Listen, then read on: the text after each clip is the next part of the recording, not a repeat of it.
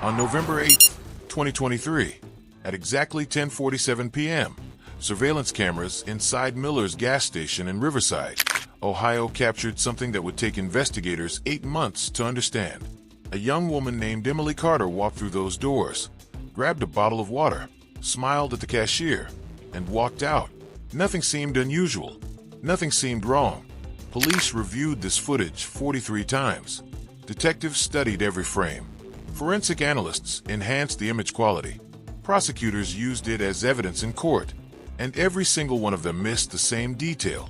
A detail so small, so easy to overlook, that when it was finally discovered, it would free an innocent man and expose the real killer who'd been hiding in plain sight the entire time.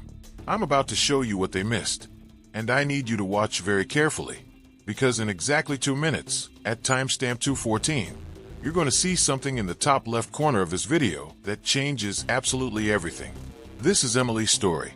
This is the footage that almost let a murderer walk free. And this is how one overlooked detail rewrote an entire murder investigation. Let's start from the beginning. Emily Carter was 24 years old. She worked as a graphic designer for a small marketing agency in downtown Riverside. She lived alone in a one-bedroom apartment on the east side of town, in a quiet neighborhood where everyone knew each other by name. Her parents lived 40 minutes away in Columbus. She called them every Sunday, without fail. Her younger brother was studying engineering at Ohio State. Her best friend Sarah had known her since high school. They texted every single day. By all accounts, Emily was careful, responsible, and always aware of her surroundings. She never walked alone at night. She always checked her back seat before getting in her car. She shared her location with her parents through her phone. She was the kind of person who took safety seriously. The kind of person you'd never expect to become a victim. On November 8th, Emily had worked late, finishing a client project. The deadline was tight, and she'd volunteered to stay after hours to complete the design mock-ups. Around 10:30 p.m., she texted her best friend Sarah, saying she was finally heading home and stopping for gas on her way. Sarah replied with a thumbs-up emoji and told her to drive safe. That was the last communication Emily would ever send. At 10:47 p.m., Emily pulled into Miller's gas station on Route 22, about halfway between her office and her apartment. The station was quiet that night. November in Ohio meant cold, dark evenings, and most people were already home. Only one other customer was inside when Emily arrived, a man buying cigarettes at the counter.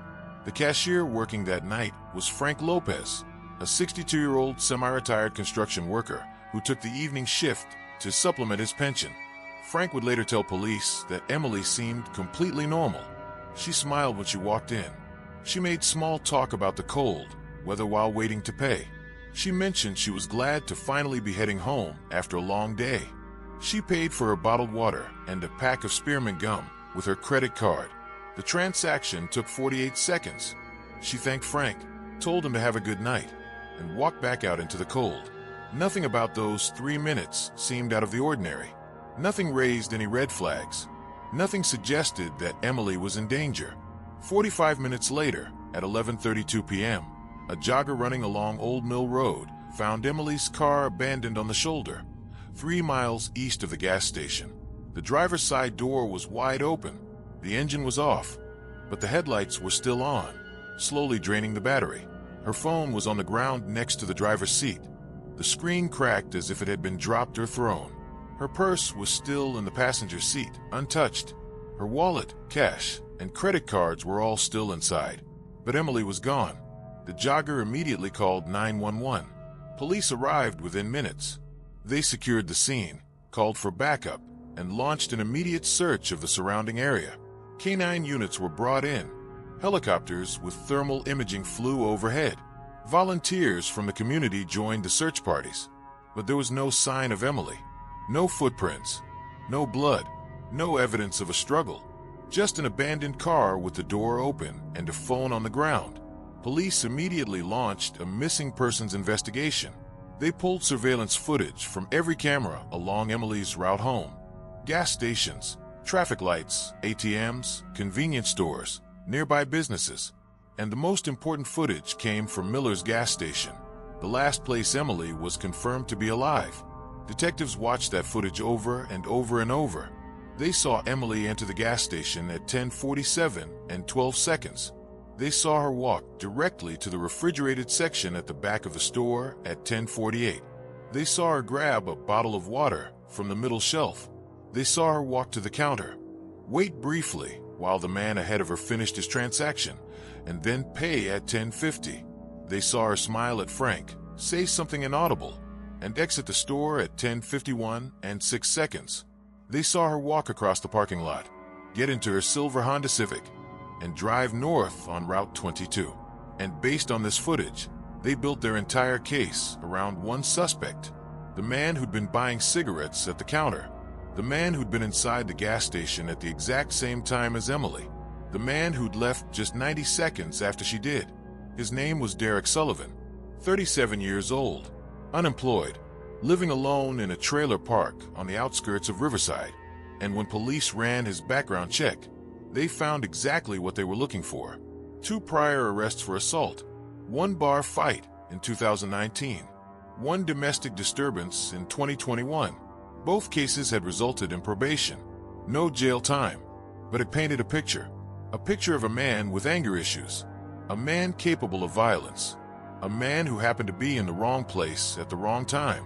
Police brought Derek in for questioning on November 10th, just 2 days after Emily disappeared. At first, he cooperated fully. He admitted he was at Miller's gas station that night. He admitted he saw Emily. He even remembered her because, in his words, she seemed nice and smiled at him while they were both at the counter. But he swore on his life that he drove straight home after buying his cigarettes and never saw her again. The problem was, Derek had no alibi. He lived alone. No roommates, no girlfriend, no family nearby. He claimed he went home, watched television for a couple of hours, and went to bed around midnight. But there was no one to confirm that. No witnesses, no proof, just his word. And in a missing persons case that was quickly turning into a murder investigation, his word wasn't enough. Detectives pressed him. They showed him the surveillance footage. They pointed out that he left the gas station just 90 seconds after Emily. They asked him if he followed her. They asked him if he noticed her car on the road. They asked him if he'd ever seen her before that night. Derek said no to everything. He insisted it was just a coincidence. He insisted he had nothing to do with her disappearance. But the more he denied it, the more suspicious he seemed. 3 weeks later, on November 29th, a hunter walking his dog in a wooded area off Highway 41 discovered Emily's body. She was found approximately 30 feet off the main road, partially concealed by fallen leaves and brush. The location was 17 miles from where her car had been abandoned, 17 miles in the opposite direction of her apartment, 17 miles deeper into rural Ohio, where there were no cameras, no witnesses, and no one around for miles. The coroner's report confirmed what everyone feared. Emily Carter had been murdered. Cause of death was strangulation. Manual strangulation, meaning someone had used their hands. Time of death was estimated to be between 11 p.m. and midnight on November 8th, approximately 1 to 2 hours after she was last seen at the gas station. There were bruises on her arms consistent with defensive wounds. She had fought back, but it wasn't enough. The discovery of Emily's body turned the case from a missing persons investigation into a homicide, and Derek Sullivan, already the prime suspect, was now facing a potential murder charge. On December 4th, exactly 26 days after Emily was killed, Derek Sullivan was arrested and charged with first-degree murder. The prosecution's case was entirely circumstantial, but it was compelling. They argued that Derek had seen Emily at the gas station. They argued that something about her had triggered him. Maybe he found her attractive. Maybe he followed her on impulse. Maybe he'd been planning it. Whatever the reason, they argued that he left the gas station shortly after her, followed her onto Old Mill Road, forced her off the road, abducted her, killed her, and dumped her body in the woods off Highway 41. And the most damning piece of evidence? Derek's cell phone. According to cell tower records, his phone pinged off a tower near Highway 41 at approximately 11:23 p.m. on the night of the murder, just minutes before Emily's estimated time of death, and less than 2 miles from where her body was eventually discovered. Derek's defense attorney argued coincidence. He argued that cell tower pings are not exact locations. He argued that Derek could have been driving anywhere within a 5-mile radius of that tower. He argued that the prosecution had no physical evidence, no DNA, no fingerprints, no eyewitnesses, nothing that definitively linked Derek Sullivan to Emily Carter's death. But the prosecution had something more powerful than physical evidence. They had a narrative, a story that made sense. A dangerous man with a history of violence encounters a young woman alone at night. He follows her. He attacks her. He kills her. It was a story the jury could understand, a story that fit the facts as they knew them. The trial lasted 6 weeks. The gas station footage was played in court dozens of times. Jurors watched Emily's final moments of normalcy. They watched her smile. They watched her pay. They watched her walk out, completely unaware of what was about to happen. And they watched Derek Sullivan glance in her direction while paying for his cigarettes. Was it an innocent glance? Or was it the look of a predator identifying his target? The prosecution argued the latter. In the end, after 3 days of deliberation, the jury found Derek Sullivan guilty of first-degree murder. He was sentenced to life in prison without the possibility of parole. Emily's family wept in the courtroom. Derek's family sat in stunned silence. The judge called it a senseless tragedy. The prosecutor called it justice. And Derek Sullivan was led out of the courtroom in handcuffs, still insisting he was innocent. Case closed. Justice served. The media moved on. The town of Riverside slowly returned to normal. Emily's parents established a scholarship in her name. Her friends held annual memorial vigils, and Derek Sullivan began serving his life sentence at Marion Correctional Institution. Everyone moved on. Everyone except Derek's sister, Monica.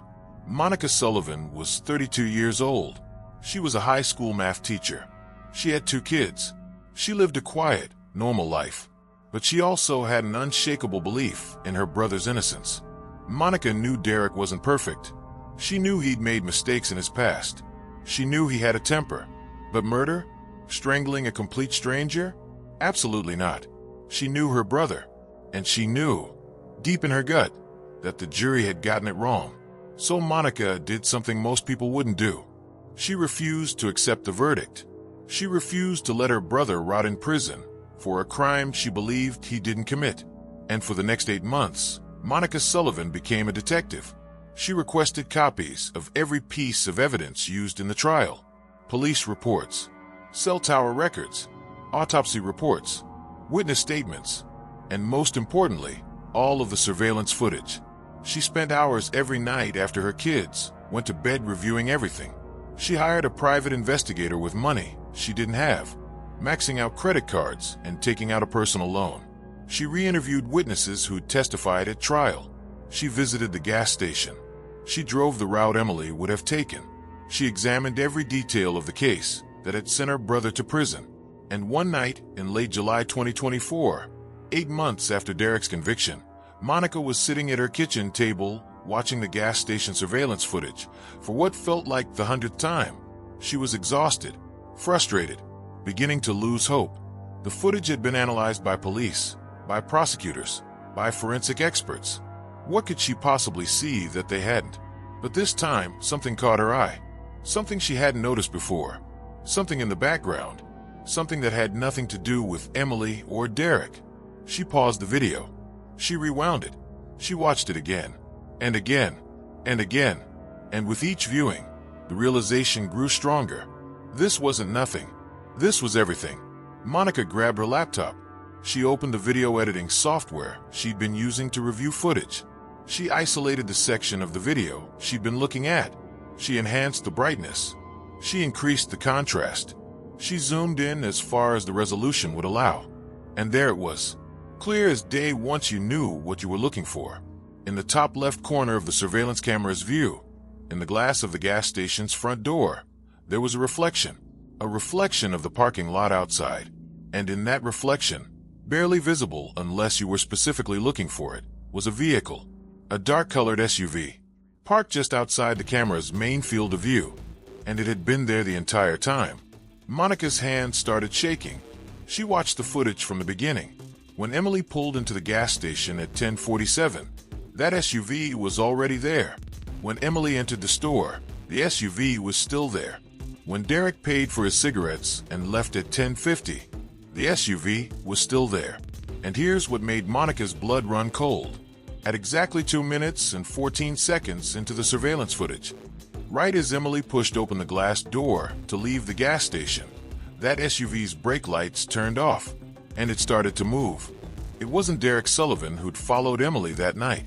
It was whoever was driving that dark SUV. The SUV that had been waiting in the parking lot. The SUV that police had never identified. The SUV that wasn't on any police report. The SUV that had been in the reflection the entire time, completely overlooked by everyone who'd watched this footage. Monica immediately called her brother's attorney. She explained what she'd found. At first, the attorney was skeptical. Another family member grasping at straws, desperate to overturn a conviction. But when Monica sent him the enhanced screenshots, when she walked him through the timestamps, when she showed him frame by frame how that vehicle had waited and then followed Emily, the attorney's tone changed completely. Within 48 hours, Monica's discovery was in front of a video forensics expert, a specialist who'd worked with the FBI on dozens of high-profile cases. Monica paid him $3,000. She didn't have to analyze the reflection in that glass door. And after 3 days of painstaking work, isolating frames, enhancing resolution, adjusting contrast and brightness, the expert delivered his findings. The vehicle in the reflection was a late-model Chevrolet Tahoe, dark blue or black, and for exactly 4 frames, just 4 individual frames of video, a portion of the rear license plate was visible in the reflection. The expert was able to extract a partial plate number, 6 characters. Not all of them were clear, but it was enough. Monica's attorney immediately took this evidence to the Riverside Police Department. At first, police were dismissive. The case was closed. A jury had deliberated. A man was in prison. But under pressure from the attorney and the threat of a lawsuit for inadequate investigation, they agreed to run the partial plate through the state DMV database. It took less than 24 hours to get a match. The license plate traced back to a 2019 black Chevrolet Tahoe, registered to a man named Kyle Brennan, 31 years old, no prior criminal record, no arrests, no history of violence. And according to the original police investigation, Kyle Brennan had been interviewed during the neighborhood canvass in the days after Emily disappeared. Kyle lived exactly 2 blocks from Emily's apartment. Police had knocked on his door on November 10th, asking if he'd seen or heard anything unusual the night of November 8th. Kyle told officers he didn't know Emily personally, had never spoken to her, and had been home alone watching Netflix that night. He seemed cooperative, calm, helpful, and because he had no criminal record and no apparent connection to the victim, police thanked him for his time and moved on. His name appeared in the case file as just another witness who had nothing to offer. But now, with Monica's discovery, everything changed.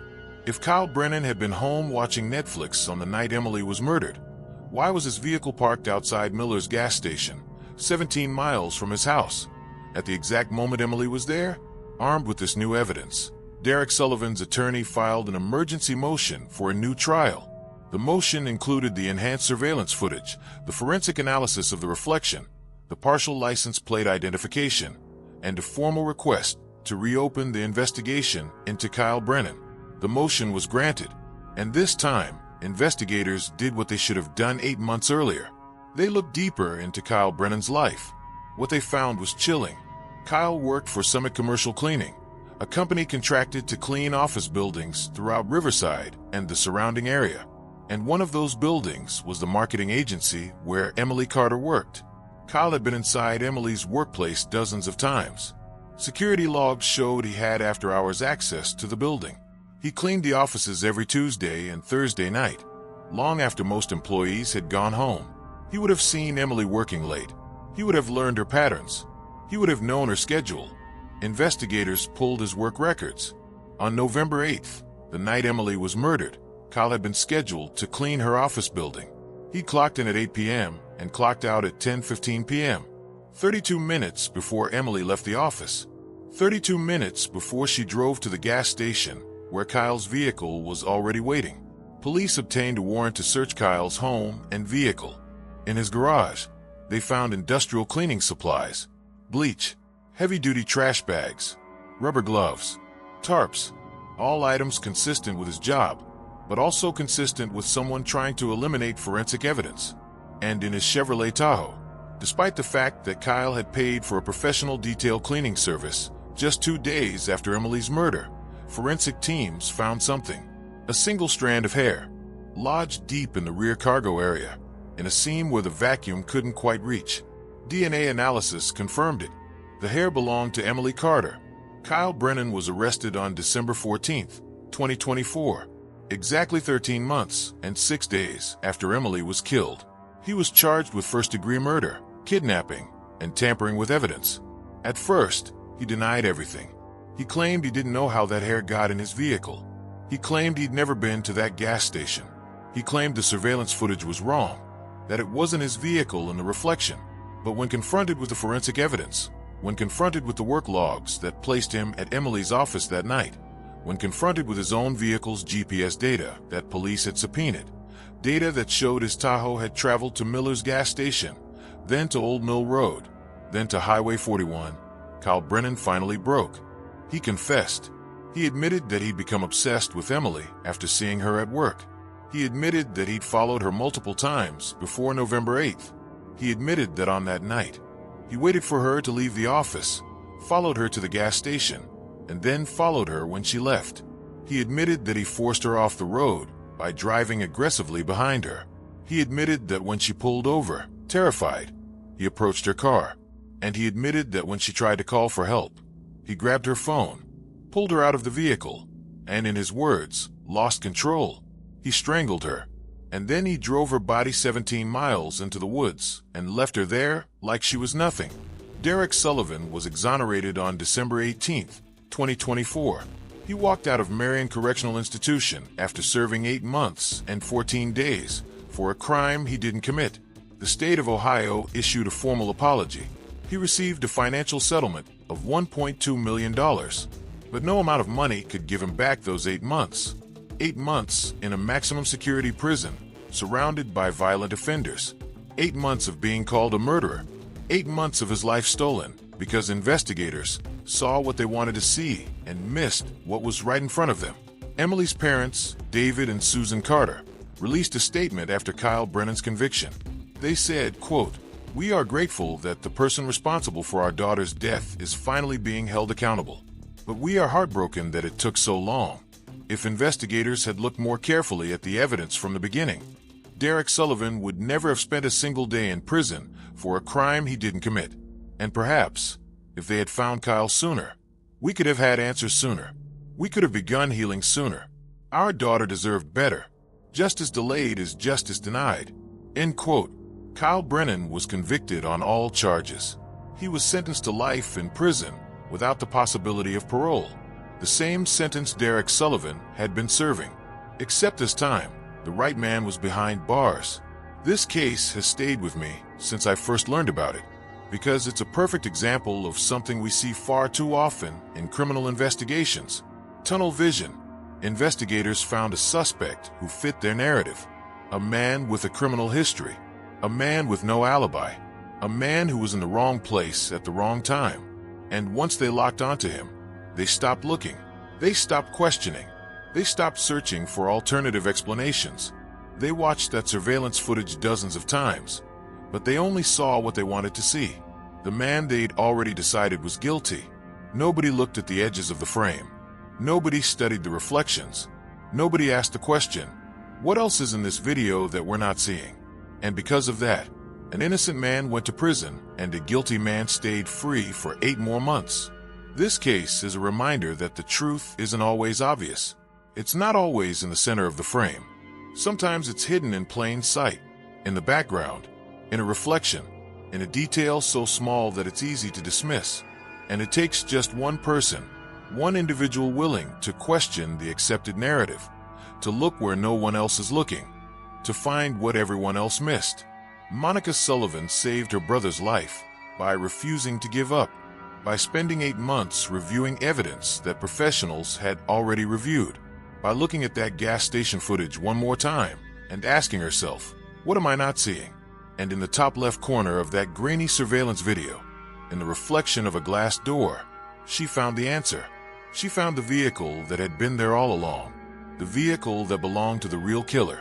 So the next time you watch surveillance footage, whether it's in a true crime documentary, a news report, or a viral video online, I want you to remember Emily Carter's case. I want you to remember that what you're seeing might not be the full story, that the most important detail might not be where your eyes naturally go. It might be in the corner, the shadow, the reflection, the background detail that everyone else is ignoring. Because sometimes, the thing that changes everything is the thing you almost didn't notice, the thing hiding in plain sight, the thing in the top left corner at 2:14. Thank you for watching this case. If you found it as powerful as I did, please share it with someone who needs to see it. Leave a comment and let me know. Did you spot the reflection before I pointed it out? And if you want to dive deeper into cases like this, cases where one overlooked detail rewrote history, make sure you subscribe. I post 3 new investigations every week. Real cases, real evidence, and the truths that almost stayed hidden. Emily Carter's life mattered. Derek Sullivan's freedom mattered. And the lesson from this case matters.